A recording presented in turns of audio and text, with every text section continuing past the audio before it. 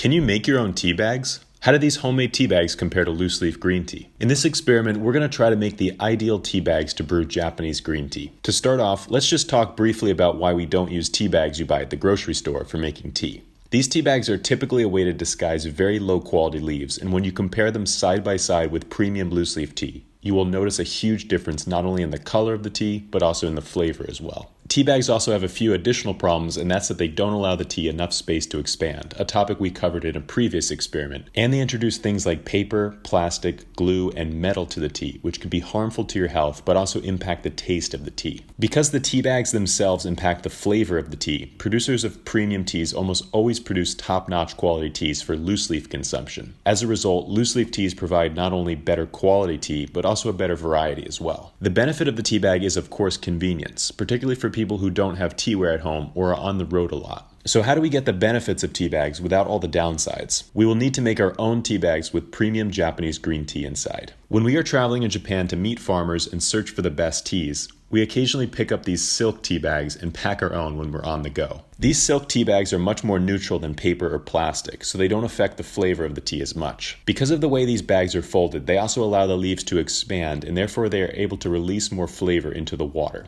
They can also be sealed without the use of plastic or glues, which are often used in mass-produced tea bags. Just a side note on this, we tested the flammability of tea bags out and found that the ones that use a lot of glue were suspiciously flammable. This definitely doesn't bode well for tea bags, and I definitely wouldn't recommend adding boiling water to these and then drinking it. To test this silk tea bag out, I added a tablespoon of leaves to both the tea bag as well as the Kyusu teapot. I expect the teapot to be a better way to prepare the tea, so it's not about which is better or worse, but more about establishing a baseline to see how good the tea bags actually are. I use the same temperature and the same amount of water for each tea and let the leaves sit for 2 minutes. I would again be using the Gyokuro Cha Musume for this experiment. In addition to being one of our most popular and one of my personal favorites, it's also good for these types of experiments because the leaves are so tightly rolled. Gyokuro goes through an additional rolling process to really get the leaves into these tight needle shapes, and they expand quite a bit when they're added to water. I wanted to evaluate this tea bag by really stress testing it with a tea that expands a lot. For this experiment, I dipped the tea bag a bit to give it some extra flavor. Normally I wouldn't do this for side-by-side comparisons because the teapot is stationary, but in this case I'm not really trying to see which is better. I'm trying to see how good I could get the tea bag tea if I really tried my best. As you can see, the liquid of each tea is about the same color, which is already a promising sign for the tea bag. When you use one of these mass-produced tea bags, it creates this unappealing brown color, but that's usually because the leaves tend to be very low quality. If you're using high-quality leaves and you prepare the tea bags fresh, you shouldn't have this issue. One of the things I wanted to look at was how much the leaves were actually able to expand. As you can see from the tea bag, the leaves were able to expand a little bit, but there still could be some room for improvement. So when it comes to the overall space allowed for the tea leaves, the teapot is clearly better, but the tea bag gets a little bit closer than those mass-produced tea bags we saw before. When it comes to the taste test, the teas were quite similar. I found that the only disadvantage of the tea bag was the density of the infusion and the sweetness. It had a good complexity to it, which is something I wouldn't be able to say for a normal tea bag tea. Tea bags are often described as having a flat flavor, meaning they really only go in one direction, and usually that's a bad one. Loose leaf tea is more like a roller coaster, with high notes, lower notes, and all sorts of transformations happening simultaneously. This tea bag we made definitely goes more in that direction, and for that reason, I think this experiment was a success.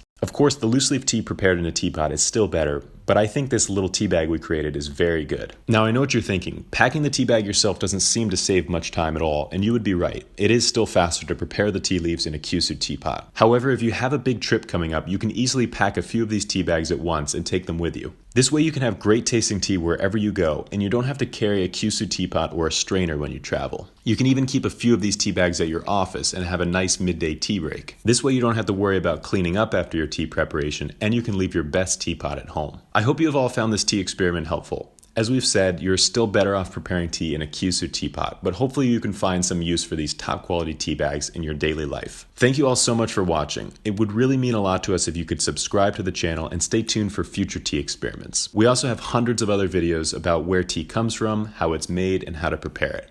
If you have any questions about tea, or if you have suggestions for future tea experiments, please be sure to leave those in the comments below. Until then, we'll see you next time.